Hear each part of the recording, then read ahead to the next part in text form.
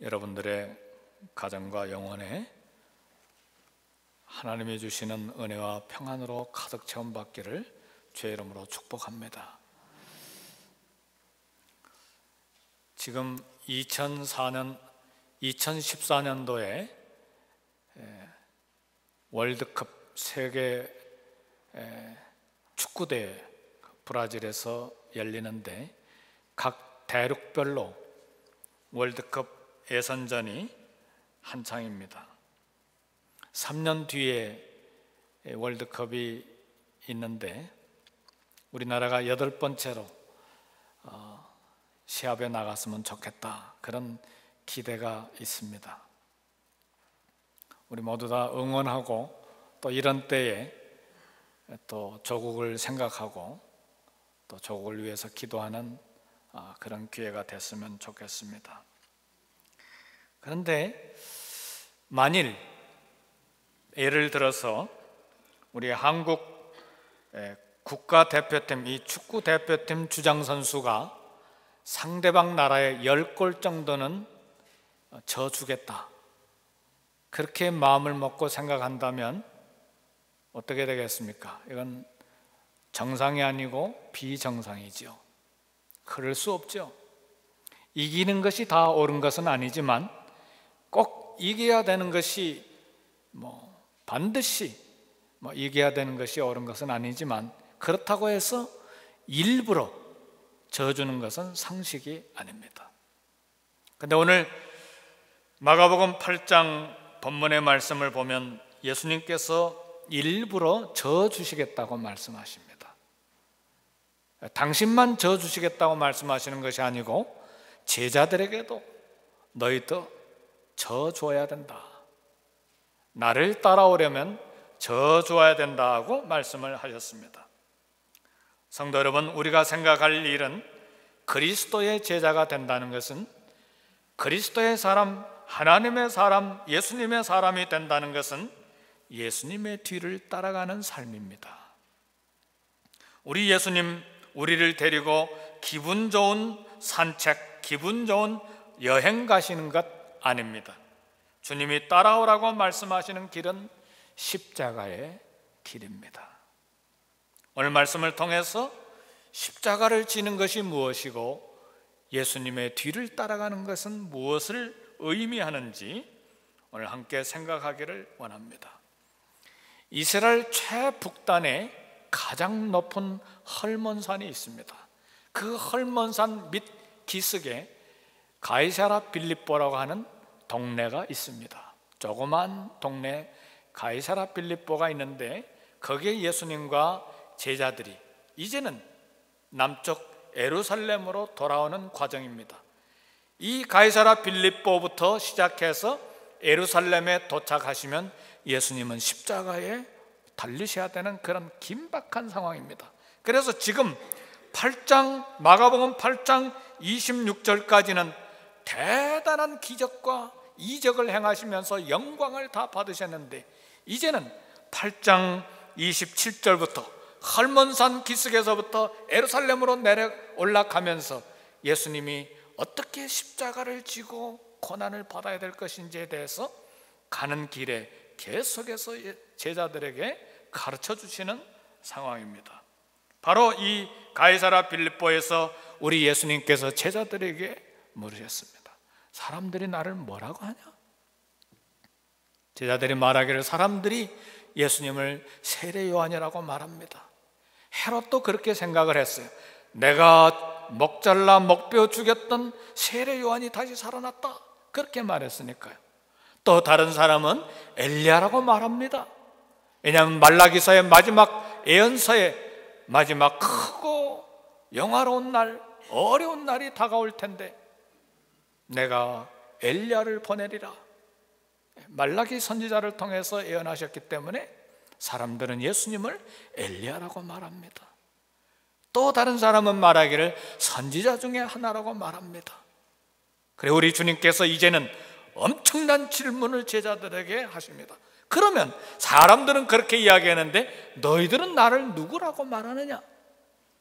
이때 예수님의 제자들 중에 대표되는 베드로가 말하기를 주는 그리스도십니다. 다른 성경에 보면 주는 그리스도시요 살아계신 하나님의 아들입니다. 이렇게 대답을 했습니다. 사랑하는 성도 여러분, 오늘 주님 앞에서 저와 여러분들은 예수님을 뭐라고 부르십니까?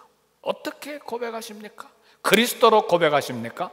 그렇다면 오늘 우리가 예수님을 그리스도로 고백하는데 이 그리스도, 내가 따라가야 될, 내가 부르고 있는 예수님, 내가 고백하는 그리스도, 도대체 무슨 말입니까? 성도 여러분, 그리스도라고 하는 말은 헬라어입니다. 그리스어예요. 히브리어와 아람어로는 메시아입니다. 그리스도나 메시아라고 하는 말은 같은 말인데 문자적으로 번역하면 기름 부음 받은 자라. 구약 성경에 기름 부음을 받은 자는 왕이 기름 부음을 받았습니다. 선지자들이 기름 부음을 받았습니다. 대제사장이 기름 부음을 받았습니다. 제사장의 역할과 그리고 선지자의 역할과 왕의 역할을 하는 사람이 바로 메시아요 그리스도라고 하는 말입니다. 그런데 오늘 우리 주님께서 말씀하시는, 그리고 자신에 대해서 말씀하시는 메시아관, 그리스도관과 유대인들이 생각하는 메시아관이 달랐습니다. 유대인들이 일반적으로 생각하는 메시아는 이스라엘 백성들을 압제하는 원수들을 정복해 주는 사람, 그리고 와서 성전을 재건축해 주는 사람, 그리고 와서 이스라엘의 행복을 위해서, 건강을 위해서 치유하고 영광을 드러내는 사람, 다시 말하면 정치적인 메시아, 그리고 군사적인 메시아, 강력한 파워를 가진 이 능력을 행사하는 메시아가 유대인들이 생각하는 메시아예요. 그러나 오늘 우리 주님께서 말씀하시는 메시아와는 유대인들의 생각과는 전혀 달랐어요. 오늘 본문 8장 31절에서 우리 주님은 스스로 그리스도관이, 메시아관이 어떠한지를 드러내셨어요. 인자가 많은 고난을 받고 장로들과 대제사장들과 서기관들에게 버림받아 죽임을 당하고 사흘 만에 살아나야 할 것을 비로소 그들에게 가르치시되, 우리 주님이 말씀하시는 메시아는 고난을 당하는 메시아, 우리 주님이 말씀하시는 그리스도는 버림을 받은 그리스도, 우리 주님이 말씀하시는 메시아는 죽임을 당하는 메시아예요. 사랑하는 성도 여러분, 오늘 저와 여러분들은 어떤 메시아, 어떤 그리스도를 기대하십니까? 그래서 여기 베드로는 이처럼 고난을 받고 버림을 받고 죽임을 당하는 메시아관을 이야기할 때에 베드로는 강력하게 저항을 했습니다. 베드로가 예수님을 붙잡고 항변했습니다. 예수님의 죽음을 강력하게 반대했습니다. 32절에 보니까 드러내놓고 이 말씀을 하시니 베드로가 예수님을 붙들고 항변하며 그랬습니다. 베드로의 메시아관은 유대인들이 가졌던 일반적인 정치적인 군사적인 해방자의 메시아관과 동일한 것이었어요. 그래서 이 정치적인 해방자, 군사적인 해방자, 오늘 이스라엘의 왕이 될 메시아를 내가 붙들고 살면 그래도 한 자리 해먹을 텐데, 그러나 전혀 뜻밖의 예수님이 자신은 고난을 받고 버림을 받고 죽어야 된다는 말씀 앞에 충격을 받았어요. 그래서 예수님을 붙들고 항변했다. 이 항변했다는 말은 예수님을 꾸짖었다는 말이에요. 강력하게 반대했어요. 베드로는 예수님의 고난과 죽음을 절대로 수용할 수가 없었어요. 그것은 패배하는 메시아였기 때문에. 이 베드로의 항변은 주님께서 40일 금식 기도한 후에 사단으로부터 받았던 시험과 동일한 유사한 그런 시험이었습니다.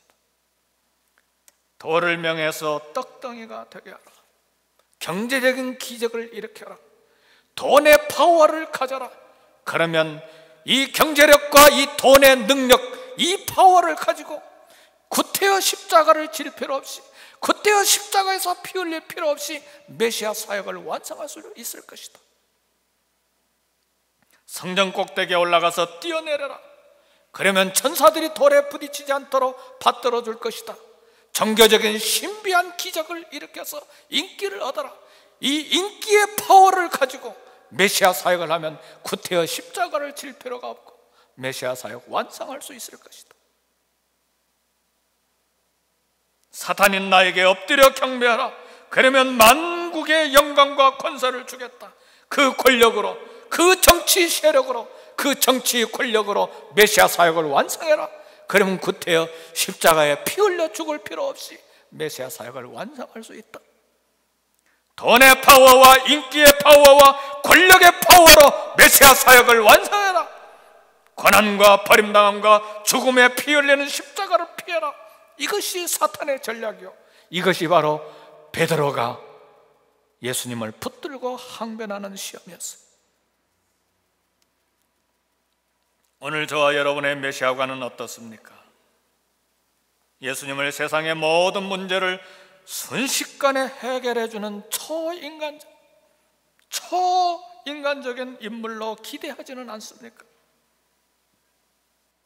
신비한 능력으로 하룻밤 사이에 내 모든 문제를 내 뜻대로 다 처리해주는 그런 인물로 기대하지는 않습니까? 우리 예수님이 어떻게 대답하십니까?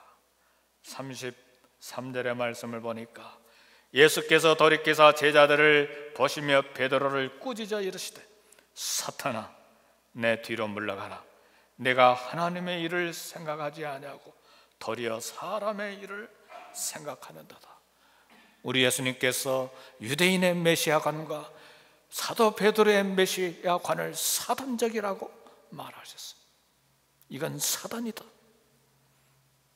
너의 생각은 하나님의 생각이 아니고 인간의 생각이라고 꾸짖으셨어요. 메시아는 정치적인 메시아가 아닙니다. 군사력을 동원해서 이스라엘, 국가적인 이스라엘을 로마로부터 회복시키는 메시아가 아닙니다. 메시아는 자신이 얻게 될 권리와 장차 이익과 관계된 출세와 관계된 메시아가 아닙니다. 고난의 메시아여, 버림받을 메시아여, 십자가를 짊어지고 마침내 피를 흘리시고 죽으셔야 될 메시아입니다. 성도 여러분, 오늘 어떻게 하면 우리 주님을 잘 따라갈 수 있겠습니까? 지금까지 10년, 20년 평생 주님을 따라오셨는데 뭘 기대하고 예수님을 따라오셨습니까?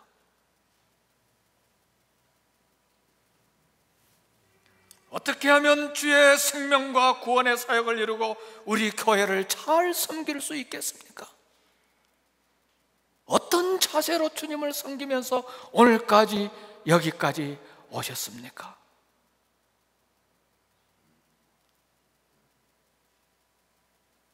우리 주님이 34절에 주님을 따라야 될 제자들, 주님을 따라가야 될 저와 여러분들을 향하여 말씀하십니다.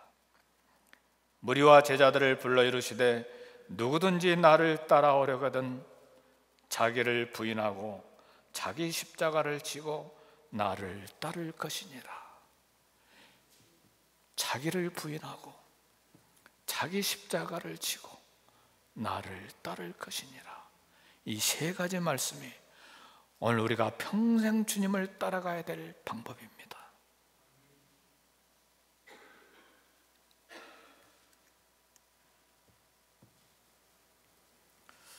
너무 역설적인 말씀이기 때문에 참 삼자 축복, 삼박자 축복을 이야기하는 것과 너무 반대되는 이야기이기 때문에 좀 마음에 거슬릴 수도 있어요. 그러나 오늘 이것은 신학이 아니고 예수님의 입에서 이제는 헐몬산 기슭에서 마지막으로 예루살렘으로 돌아가서 십자가를 짊어져야 될 주님이 마지막으로 제자들에게 하시는 말씀이에요. 그리고 평생에 마지막 호흡이 끊어지는 그 순간까지 주님을 따라야 될 저와 여러분들을 향한 메시지입니다. 자기를 부인하라. 베드로의 메시아관의 기대를 송두리째 흔들, 그리고 저와 여러분들의 기대를, 저와 여러분들의 예수님을 따르는 기대를 송두리째 밑뿌리부터 흔드는 도전의 말씀이에요. 첫 번째, 자기를 부인하는 것입니다. 우리는 자기를 높이는 시대에 살고 있어요. 우리 이 세상의 구조적인 사회를 한번 보세요. 사회 시스템을 한번 보세요. 나를 부인하고 십자가를 지고 주님을 따라가는 시스템인가? 아니면 자기를 높이고 자기를 높여서 세상 끝까지 정복하고 그것을 최고의 가치로 두는 시스템인가를 생각해 보세요. 말세의 특징은 자기만을 사랑하고 자기밖에 모르는 이기심으로 사는 삶입니다.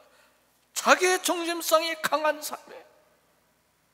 자기를 우상으로 섬기는 이기주의의 삶이에요. 로마 시대의 가장 무서운 우상은 황제였습니다. 시저를, 케사르를, 가이사를, 다 똑같은 말입니다. 대통령이라는 말이죠.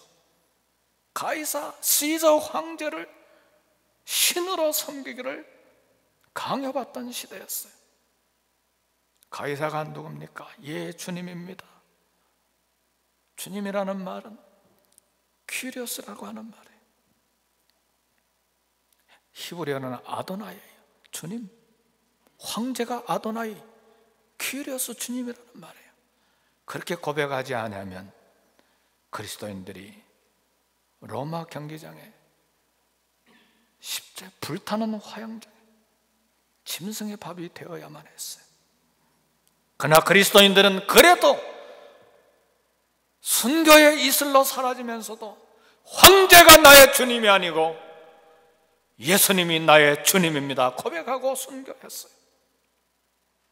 주님을 따르는 길은 나를 부인하는 것입니다.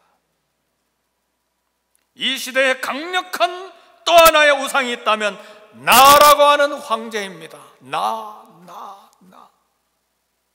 내가 얼마나 중요한지 몰라요. 자존감을 없애라는 거 하는 말이 아닙니다. 이 굽힐 줄 모르는 자아를, 이 자아를 우상으로 섬기는 시대에 살고 있다는 말이에요. 누가 내 자존심 한번 건드려 봐요. 저를 포함해서 여기 있는 우리 한마디라도 나에게 불편한 말 한마디라도 해봐요. 자아가 살아있기 때문에 관계가 금방 깨어질 거예요. 그러나 주님은 이 시간 말하기를 누구든지 나를 따라오려거든 자기를 부인하고. 이 시대의 가장 무서운 종교는 자기 숭배 종교예요. 내가 나의 주인이에요. 아닙니다. 성도 여러분, 나의 인생의 주인은 내가 아니고 우리 그리스도이십니다. 우리 메시아이세요. 우리 예수님이세요. 산자와 죽은 자의 주가 되시려고 죽었다가 다시 살아나셨어요. 그래서 살아도 주를 위해서 살고 죽어도 주를 위해서 살고 사나 죽으나 우리가 주의 것이로라. 그 주님을 고백하십니까? 그렇다면 나를 부인해야죠. 왜 내 자존심이 나의 우상이 됩니까? 왜 내가 우상이 돼야 됩니까? 왜 나를 숭배해야만 합니까? 예수님을 따르려면 자기를 부인해야 합니다. 자아를 부정해야 돼요. 자신의 애성품을 단호하게, 자신의 애성품과 단호하게 작별해야 돼요. 애성품이 그렇게 소중합니까? 내가 죽으면 내가 이 땅에 그저 쓰레기로 사라지는 것입니까? 그것이 그처럼 보석처럼 소중합니까? 예수님 이름보다 더 소중합니까?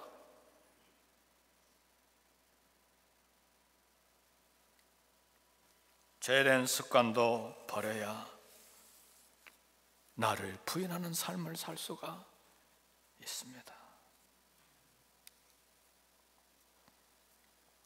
예수님을 따르려면 자기 십자가를 져야 합니다. 십자가를 진다는 말은 제자들도 잘 이해를 못하고요, 유대인들 전혀 이해할 수 없는 말이에요. 아직 예수님이 십자가 지기 전이잖아요. 그러니까 십자가는 왜 자기 십자가를 지고 따라와야 된다는 말, 제자들은 전혀 이해를 할 수가 없었어요. 왜냐하면 로마 시대 때 이 십자가라고 하는 것은 이방인이 반역죄를 지었을 때 매달아 죽이는 사형틀이거든요. 프랑스의 단두대 아세요? 저는 프랑스에 가서 직접 단두대를 봤어요. 무시무시하더군요. 이따만한 칼이 한 2m 위에는 서 있는 것 같아. 그래가지고 거기다 목을 들어놓으면 끝만 잡아당기면 그 칼이 탁 내려오는 거예요. 십자가가 그런 사형틀이에요. 근데 자기 십자가를 지고 따라야 된다니, 이거 도무지 이해할 수 없는 말씀이에요.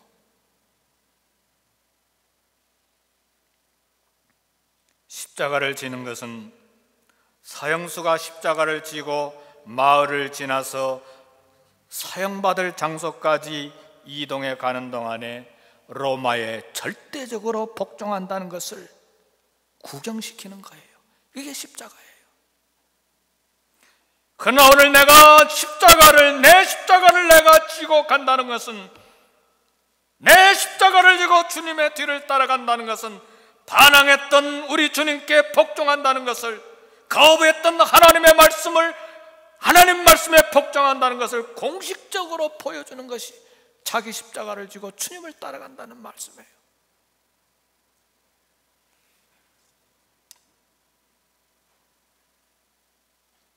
고난과 수모와 핍박, 그리고 불편한 거, 내 마음에 맞지 않는 거, 이거 다 내 몫으로 알고 짊어지고 따라가는 것이 자기 십자가를 지고 주님을 따라가는 것입니다. 우리 예수님을 얼마나 낭만적으로 믿는지 몰라요. 얼마나 분홍 색깔로 감상적으로 믿는지 몰라요. 죽어도 나를 희생할 생각이 없거든요. 교회에서도 마찬가지고 집에서도 마찬가지고, 저를 포함해서 우리 모두가 다 그래요.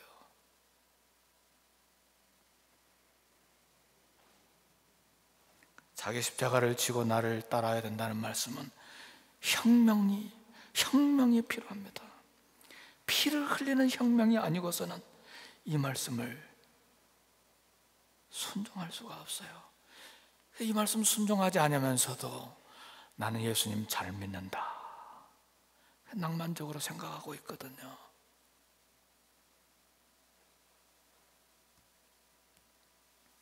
로마서 6장 11절에는 십자가의 삶을 말합니다. 이와 같이 너희도 너희 자신을 죄에 대하여는 죽은 자요 그리스도 예수 안에서 하나님을 대하여는 산 자로 여기를지어다. 죄를 짓는 일에 대해서는 내가 죽은 자로 여기는 것입니다. 내 탐욕, 허영, 그리고 미움, 시기, 질투, 이런 죄 짓는 삶에 대해서는 죽은 자로 여기는 것이 십자가를 지는 삶입니다. 죄 짓는 가장 큰 이유는 내가 죽지 않았기 때문에 그래요.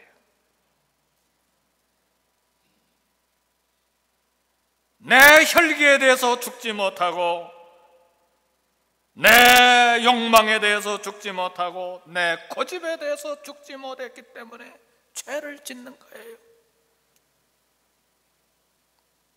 정직하게 나를 들여다보세요, 사랑하는 성도 여러분.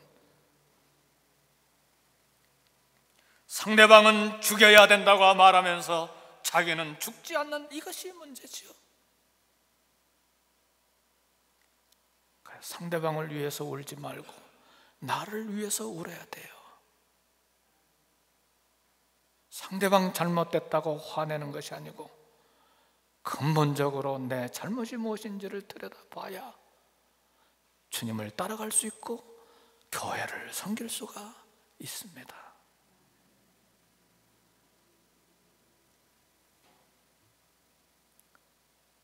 십자가는 예수님의 죽음을 의미합니다. 예수님을 따르는 제자들은 예수님처럼 자신의 십자가를 지고 따라가야 되는데 그것은 나의 죽음을 의미합니다. 세 번째로 나를 좇을 것이니라. 이처럼 주님을 따라가는 길은 어제 하루 따라가는 것이 아니고 나를 좇을 것이니라고 하는 말씀은 헬라어로 현재형입니다. 헬라어의 현재형은 계속 반복 진행의 뜻이 들어있죠. 주님을 따라가는 길은 어제만 아니고 오늘도 내일도 올해도 내년도 평생에 우리 호흡이 끊어질 때까지 나를 부인하고 자기 십자가를 지고 따라가는 것입니다. 성도 여러분, 구원을 받는데 내가 치러야 될 대가는 아무것도 없어요. 예수님이 다 대가를 지불했기 때문에, 그래서 대속적인 죽음이라, 대속물이라 그렇게 말하잖아요. 대신 속죄물이 돼서 대가를 다 지불해 주셨기 때문에 내가 치러야 될 아무것도 없어요, 구원을 위해서는. 그러나 주님을 따라가는 길과 예수님의 성품을 따라가는 길과 주님을 섬기는 일에는 대가가 필요해요. 어떤 대가를 지불해야 되느냐? 나를 부인하고 자기 십자가를 지고 따라가는 대가를 지불해야만 합니다. 성도 여러분, 오늘 우리 시대가 어둡고 만일 우리 교회 안에도 어두움의 영역이 남아있다면 그 이유는 대가를 치르기를 거절하기 때문에 그렇습니다. 나를 부인하고 내 십자가를 지고 내가 죽는 것을 거절했기 때문에, 거부했기 때문에 어두움이 남아있다는 말이죠. 주님을 따르려면 대가를 지불해야 합니다. 희생과 죽음이라고 하는 대가를 지불해야만 합니다. 그러나 성도 여러분, 오늘 말씀이 굉장히 무겁고 그저 가볍게 듣는 분은 평생 이 말씀 들어도 가볍게 듣는 것으로 끝날 거예요. 무겁게 듣는 분에게는 생명의 말씀이 있습니다. 오늘 35절의 말씀을 보니까 누구든지 자기 목숨을 구원하고자 하면 잃을 것이요, 누구든지 나와 복음을 위하여 자기 목숨을 잃으면 구원하리라. 아멘. 십자가를 지고 따라가는 것은 무조건 손해를 보는 것은 아니다는 말씀이에요. 그것은 생명을 얻는 길입니다. 주님과 복음을 위해서 목숨을 잃는 자는 결국은 목숨을 얻는다는 말씀이에요. 주님과 복음을 위해서 자존심을 버리면 결국은 생명을 얻는다는 말씀이에요. 개인적인 권리와 이익을 내려놓으면 결국은 얻는다는 말씀이에요. 반대로 권리와 특권을 주장하면 잃는다는 말씀입니다. 자신을 주는 희생으로 한 알의 밀알이 땅에 떨어져 썩으면 많은 열매를 거두게 된 진리의 말씀. 성도 여러분, 저와 여러분들은 각자가 한 알의 밀알입니다. 밀알이 땅에 떨어져 썩어 죽으면 자존심을 죽이고 내 이익을 죽이고 내 권리와 내 특권과 내 기득권을 내려서 내가 죽으면, 썩으면 30배, 60배, 100배의 열매를 맺어요. 이웃 성도들이 살아난다고 말해요. 새신자들이 살아나요. 초신자들도 살아나고, 내 아내도 살고 내 남편도 살고 내 자녀도 살고 우리 이웃 성도들이 다 살아요. 그러나 내가 나를 주장하고 나를 우상으로 섬기고 내 기득권을 계속해서 내 손에 쥐어잡고 있으면 한 알 그대로 남아있어요. 그리고 마지막 주님이 이 땅에 오실 때 심판이 있어요. 한 알 그대로 남아있게 될 거예요. 생명을 건질 수가 없어요. 교회에서도 권리와 특권 고집하면 다툼이 많아지고, 이 기득권을 계속해서 고집하면 새로 등록한 교인들이 설 자리가 없어요. 정착하지 못하고 다 떠나게 돼 있어요. 성도 여러분, 마음에 담고 들으셔야 돼요. 권리와 기득권을 고집하는 것이 우리 교회에 자리 잡고 있는 것이 텃세가 돼요. 텃세라고 하는 것은 무슨 말이냐면, 기존 멤버들이 뉴 멤버들 마음에 안 찰 때 불편하게 만들고 공격하는 것이 텃세예요. 그럼 다 정착하지 못하고 한 달 있다 떠나고, 두 달 있다 떠나고, 석 달 있다 떠나고, 아주 강심장인 사람은 1년 있다가 그 다음에 떠나는 거예요.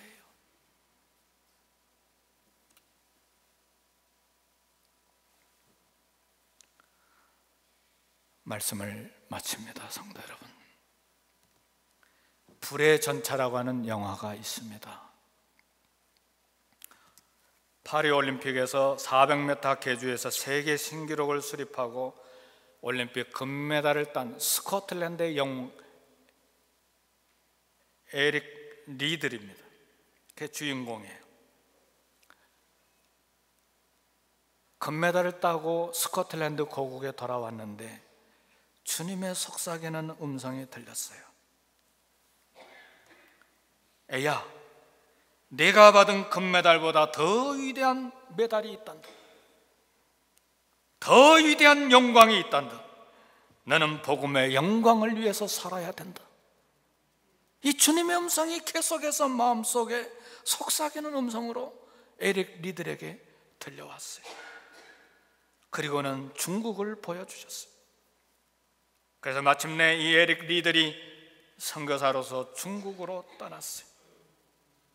권리와 특권과 기득권과 그리고 보장된 출세와 화려한 성공, 모든 이 언론에서 화려한 칭찬하는 모든 영광을 다 포기하고 중국 선교사로 떠났어요.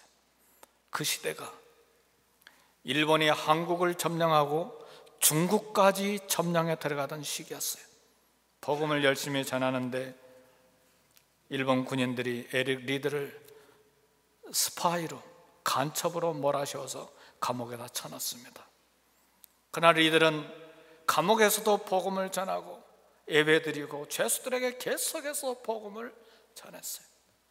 안타깝게도 일본이 망하기 전에 42살밖에 안 되는데 감옥에서 죽었어요.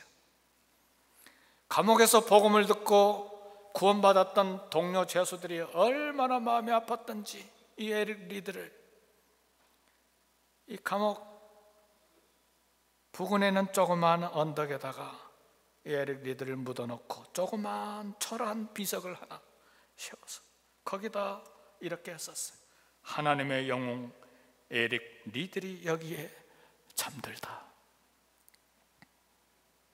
하나님께서 구원받은 동료 죄수들의 입을 통해서 에릭 리드를 하나님의 영웅으로 세워주신 것입니다. 사랑하는 성도 여러분, 말씀을 마치면서 한마디 도전합니다. 내 호흡이 멈추고 내 심장 박동이 멈추는 그 순간 하나님은 내 인생을 어떻게 평가하실 것인가? 내 인생이 끝나는 그 순간까지 내 권리, 내 기득권, 내 쾌락, 이 땅에서 빼앗기지 아니하려고 손에 쥐고 있는 것들 하나도 놓지 않고 붙들고 있다. 그것이 내 인생 마지막에 무슨 의미가 있겠느냐 그 말이에요. 명예입니까? 돈입니까? 아니면 교회에서 받은 직분입니까? 그게 무슨 의미가 내 삶에 있느냐 그 말이에요. 내 인생은 어떻게 결산이 될 것인가? 예수님을 따라가되 나를 부인하고 자기 십자가를 지고 주님을 따라갈 때 너 하나님의 사람아, 하나님의 영, 암흑의 성도야, 너 여기 고이 잠들다. 에릭 리들과 같은 하늘의 별과 같은 영광의 이름을 주실 텐데 하나님의 영웅 암흑의 성도 여기 고이 잠들다. 마지막 이름 하나님께서 주실 것입니다. 기도하십시다. 성도 여러분,